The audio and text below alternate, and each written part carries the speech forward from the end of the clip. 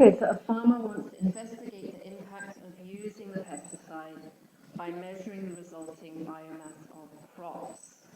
So, how do we measure the biomass of the field? Well, measuring the biomass is very straightforward because all you have to do is take your harvest, so perhaps it's corn, and harvest it, and you want it to be in a standardized area, right? So perhaps you're going to use a standardized quadrat. So you harvest all the corn in that area, and you dry it in a drying oven,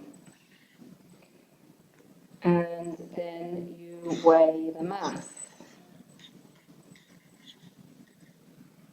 Okay, so we get the dry mass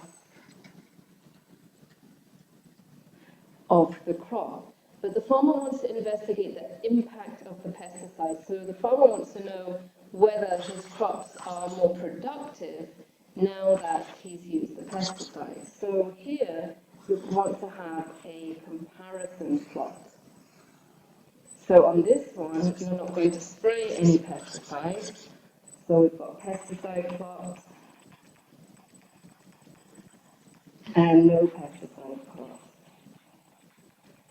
So we let it grow and dry it so that we get the dry mass without the water weight for the two different treatments.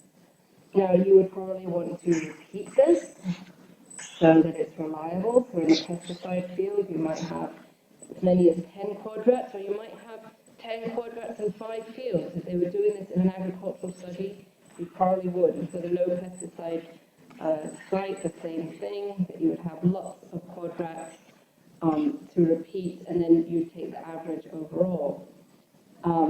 You would also want to make sure that you start with the same amount. So the easiest way to do that is that you start with the same number or the same mass of seeds that you're putting into the field, so that we know what goes in is the same as what we get out finally. Okay, you could compare growth like we did with a patch of grass, but there's no need to do this because in this case you're starting with bare ground.